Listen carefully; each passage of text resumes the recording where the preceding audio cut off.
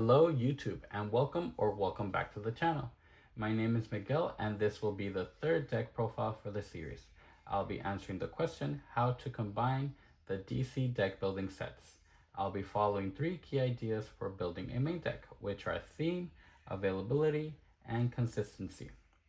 For the theme of the deck, I'll be focusing on the Justice League of America, a team created by Amanda Waller if in case the Justice League would ever go rogue, and the Crime Syndicate from Earth 3 following the Forever Evil events.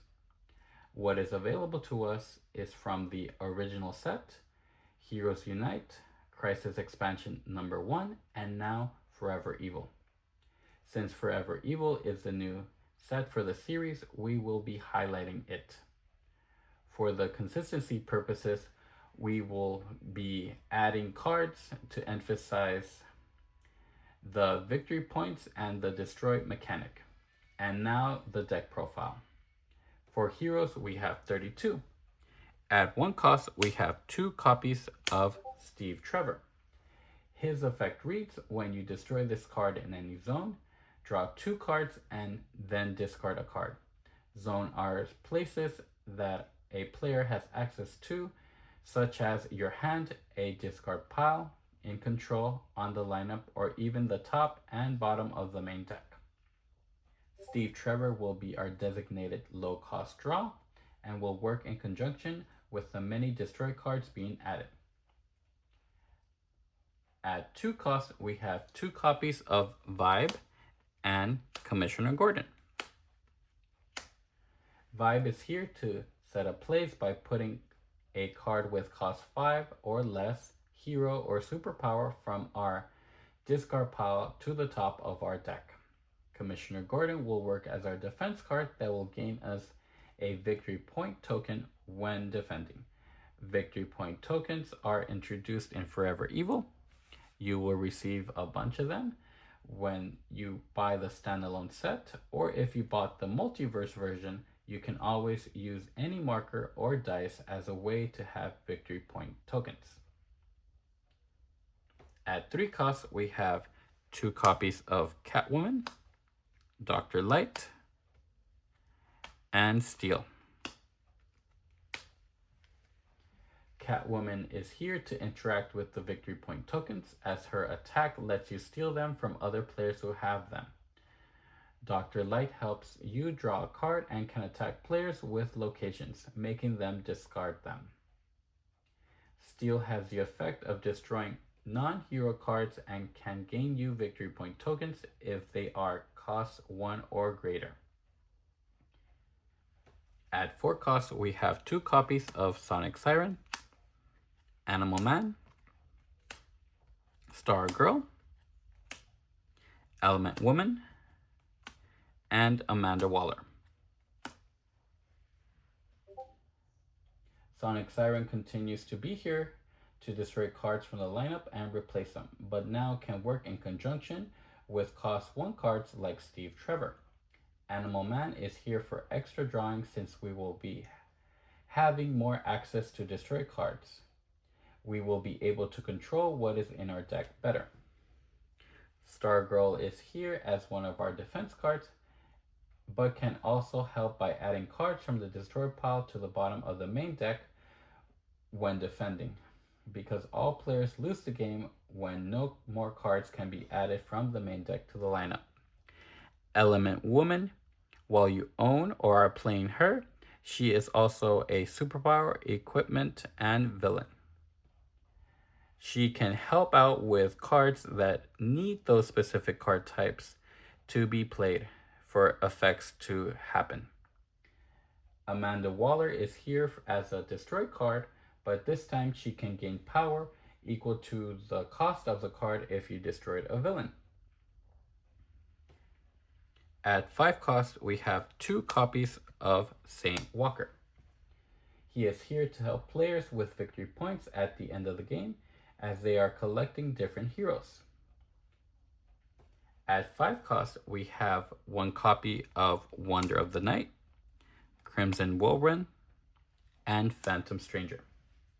Wonder of the Night helps out players put 1 equipment card from their discard pile into their hand, and then draw a card.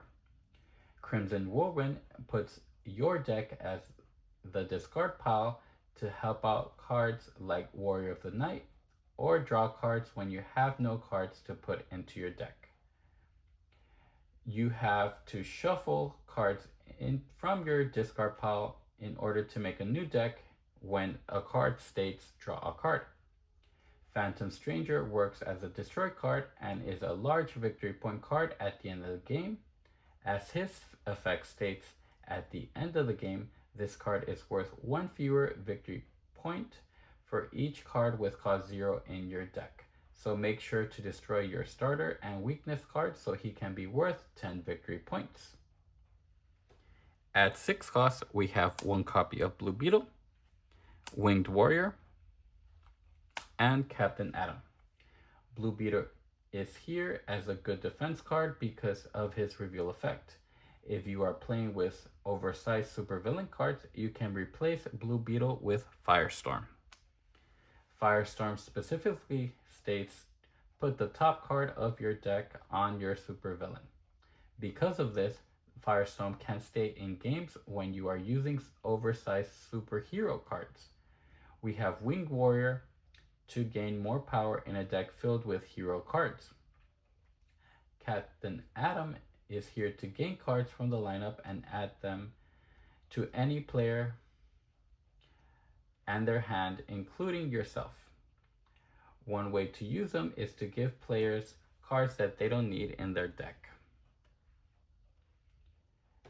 At 7 cost, we have 1 copy of Kyle Rayner and Pandora. Kyle Rayner is our stand-in for Simon Baz and Jessica Cruz for Green Lanterns because we don't have copies of them yet. I believe after the story of Forever Evil is when we got Simon and Jessica as our new Green Lanterns for the team. Kyle is here as a win condition for the game. Originally introduced in Heroes Unite, Kyle Rayner can win the game if the player plays or has played 3 power rings with different names in one turn, which is why we have included more rings in this main deck. Pandora is here to add cards into the lineup and gain power for each different cost among them.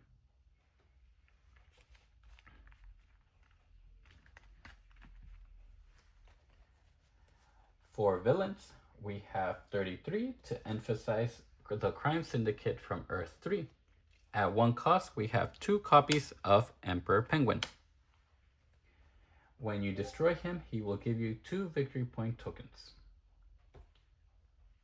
At 2 costs, we have 2 copies of Johnny Quick and Grid. Johnny Quick will add to the amount of draw cards we have, and Grid is the opposite of Vibe in the sense that Grid can put a villain or equipment with cost 5 or less on top of your deck. Grid can synergize well when you need to draw into certain cards. At 3 costs, we have 2 copies of Poison Ivy, Atomica, and Man-Bat. Poison Ivy is here to attack players and give them weaknesses. Atomica works like Steel, but for non-villain cards to help you gain victory point tokens. And Man-Bat is a defense card that can help steal victory point tokens from the attacker. At 4 cost, we have 2 copies of Clayface, Killer Frost, Bane, the Blight, and Giganta. Clayface is here to copy effects of cards, especially when players want to continue working on gaining victory point tokens. Killer Frost works as an attack for locations and can help you draw a card if players don't discard them. Bane is here for extra disruption as an attack card. One way to play attack cards is by playing them first to attempt and possibly get rid of multiple defense cards to leave players open to first appearance attacks. We have the Blight, who is similar to Amanda Waller, but gains you power if you destroyed a superpower. Giganta is here to encourage players to keep the discard pile from having cost 3 or lower cards in order to have +4 power. So keep those destroyed cards handy. At 4 cost, we also have 1 copy of Death Storm. He is a destroy card that works like Phantom Stranger but lessens his VP value for each card in excess of 20 in your deck. So try to keep your deck 20 cards or under. At 5 cost, we have 5 copies of the Royal Flush Gang. These are here for the draw engine if you can get multiple going in one turn, since its effect is to draw 2 and then discard 2 cards. You can gain 1 victory point token for each other Royal Flush Gang you play or have played.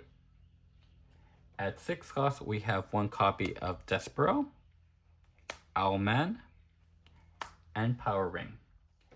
Despero will be our generic draw 2 cards without any consequences, but now it includes an attack of discarding a card with cost 1 or greater. Owlman and Power Ring are our first glimpses into the Crime Syndicate. Owlman can destroy equipment and Power Ring can destroy heroes in the lineup. They gain power for how many of their respected card types are in the destroyed pile. But be careful because the main deck may run out before the game is over. At 7 cost, we have 1 copy of Superwoman. She is another member from the Crime Syndicate and can destroy a villain from the lineup. Her power generated increases with how many villains are in the destroyed pile.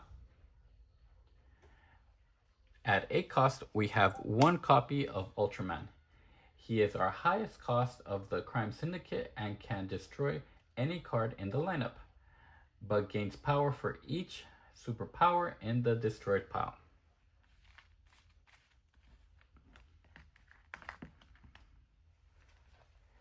For equipment, we have 32 as well. At 1 cost, we have 2 copies of Venom Injector. It is here to generate +2 power when you destroy it at any zone. As we start to see more of these 1 cost cards, Sonic Siren seems to be more useful for the main deck. At 2 cost, we have 2 copies of Pandora's Box and Cold Gun. Pandora's Box is here to add more cards into the lineup from the main deck, but be careful because the lineup will overflow, so play on a larger area just in case. Cold Gun introduces the Frozen token, since his effect is to put 1 on a card in the lineup, preventing it from being bought until the owner's next turn. Since the Frozen token comes in the standalone set of Forever Evil, if you don't have one, you can always flip the card face down and flip it up when you get rid of the token. At 3 cost, we have 2 copies of Helmet of Fate, Man-Bat Serum, and Sledgehammer. Helmet of Fate is here to increase the number of defense cards in the main deck. Man-Bat Serum, I believe, is the first to interact with VP tokens. Its effect reads, plus power equal to your victory point tokens. If you have 5 or more VPs, destroy Man-Bat Serum at the end of your turn. Looking at this set, it looks like VP tokens are here to help out players catch up with others. Sledgehammer is a counterpart to Steel and Atomica, but this time for non-equipment cards. Having multiples of these cards can rack up your victory point tokens, so be sure to nab some when they come into the lineup.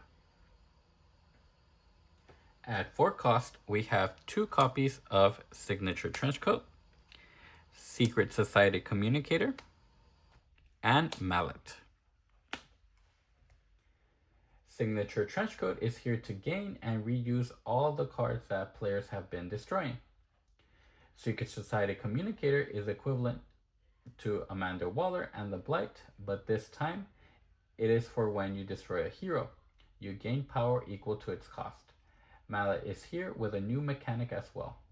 The pass mechanic is when you hand a card to another player, whether it states to their hand or discard pile. Mallet has the effect of revealing the top card of your deck. You can then draw it or pass it to another player's discard pile. So if you reveal a starter or weakness, this is your chance to give it to another player. At 5 costs, we have 2 copies of Cosmic Staff. It is a defense card with a neat effect which discards itself to avoid an attack and gains the bottom card of the main deck.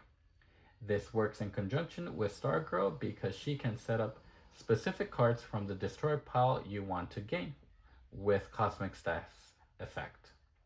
At 5 costs, we have 1 copy of Red, Star Sapphire, Green, Yellow, and Indigo Power Rings. They are here to help facilitate the win condition of Kyle Rayner for the end of the game. The rings can also stand alone with powerful effects and can give you victory points according to how many you own at the end of the game. At 6 costs, we have 2 copies of Science Cell and Broadsword. We have Science Cell as the villain counterpart to St. Walker's effect to increase the VP value of the card for each different villain you have. Broadsword works as an attack towards other players when you want to destroy a card in their discard pile with cost 1, 2, or 3, including those 1 cost cards that have been destroyed to gain their effects. At 7 costs, we have 2 copies of Firestorm Matrix. Its effect reads, play the top card of your deck. If its cost is 5 or less, you may destroy this card. If you do, leave the card you have played in front of you for the rest of the game, and it has ongoing. Play this card once during each of your turns. At the end of the game, destroy it. It will take some time to get used to, but it turns your cost 5 or less into an ongoing card for the rest of the game. Just hope that there isn't a card that discards ongoing cards yet. At 8 costs, we have 1 copy of Power Armor. This is a fantastic card because of the reveal effect, so you can use it to defend against multiple attacks. Just hope that you can defend against many attacks because it allows you to destroy a card from your hand or discard pile each time you defend. So get rid of all the cards you don't need anymore.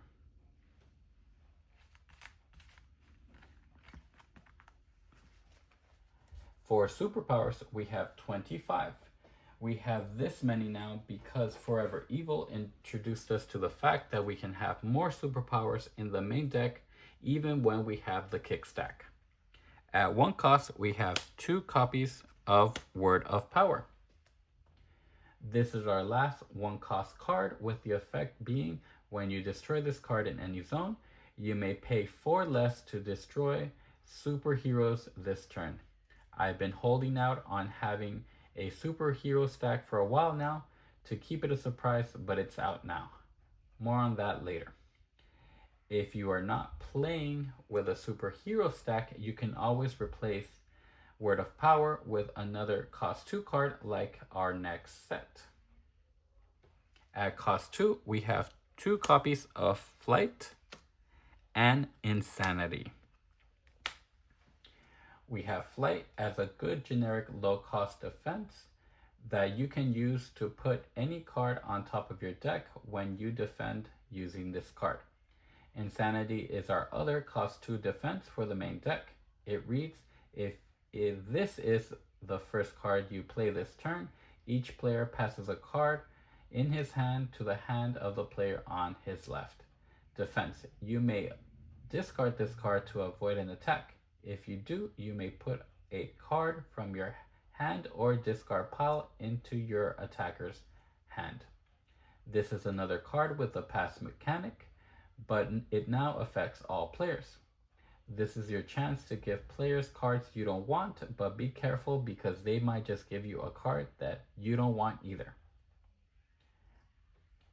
At 3 costs, we have 2 copies of Power of the Green, Expert Marksman, and Invulnerable. We have Power of the Green to help locations since we have to put them into play. Expert Marksman is our last card like Steel, Atomica, and Sledgehammer, but for non-superpowers. Be sure to build your decks according to how you want to gain victory point tokens. Invulnerable is here to be one of our defense cards for the main deck. It can reveal itself and you can destroy a vulnerability in your hand or discard pile if you want to keep using it. At 4 costs, we have 2 copies of Canary Cry, Power Drain, and Super Intellect. Canary Cry is here since we are focusing on villains, and having this defense card adds to the flavor. Power Drain is a very good attack if it can land its mark. The player chosen to receive the attack will have to reveal their hand, and you get to choose which one they discard. Super Intellect is here as the counterpart to Amanda Waller, the Blight, and the Secret Society Communicator, but for equipment.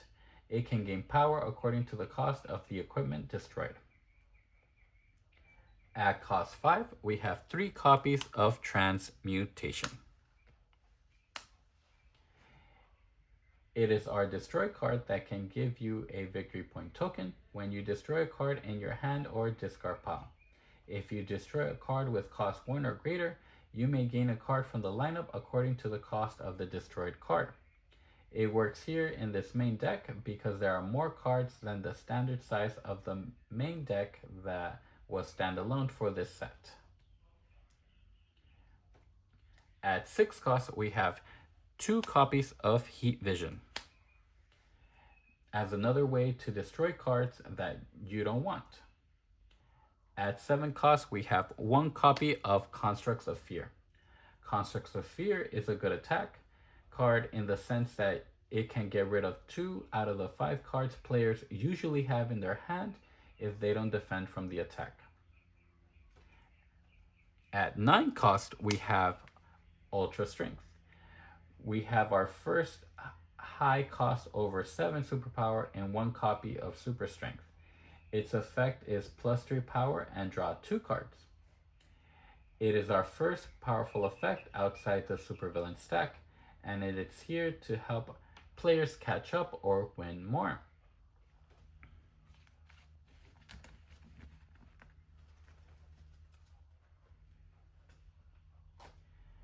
For locations, we have 9 locations in the main deck now. We have 1 copy of Arkham Asylum, the Watchtower, Batcave, and Fortress of Solitude. Since these are our draw engines for the main deck, you can always switch out these cards for New Genesis, Apocalypse, Metropolis, and Gotham City for Heroes Unite, for when you prefer to reveal and discard, or Happy Harbor, Belle Reve, Star Labs, and Central City from this set if you want to generate more power. It's just a personal preference. I like having cards as a way to cycle through our decks. We also have 1 copy of Titan's Tower, The Rot, House of Mystery, Blackgate Prison, and Earth 3. We have the Titan's Tower for the cards that cost 2 or 3. The Rot is here to draw cards from your weaknesses and vulnerabilities when they are played. The House of Mystery is here for decks with a lot of cards with cost 5 or greater. The new Blackgate Prison allows you to reveal the top card of your deck, and if you reveal a weakness or vulnerability, you can destroy it and gain a victory point token. Earth 3 is the same, but for punches. You can always add Oa for when you are not playing with a superhero stack. For the supervillain stack, we can always shuffle them as if we are playing with oversized heroes. It would have it play like previous iterations. So now we get introduced to the superhero stack. In this set, we have play with the oversized villains. We have Black Manta, Deathstroke, Bizarro, Lex Luthor, Harley Quinn, Black Adam, and Sinestro. If you have the first printing promo, it will be Bane. These are here for when you want to change up the game if you are playing with the same playstyle for a long time. The superhero stack includes all the heavyweights like The Flash, Swamp Thing, Green Arrow, Constantine, Cyborg, Wonder Woman, Batman, Green Lantern, Aquaman, Martian Manhunter, Shazam, and Superman. Each comes with their first appearance attack tailored to the Forever Evil set. In closing, this is just another way to combine DC deck building sets. You can always play the game how you want with the cards that you have. These videos are here to inspire and start conversations about what will you do with your main deck. What are some of the changes you will make here? Will you mix the oversized heroes or villains together? Or even mix up the supervillain and superhero stack? Let me know. Be sure to subscribe, like, and share this video and all the YouTube stuff. I'll see you on the next one.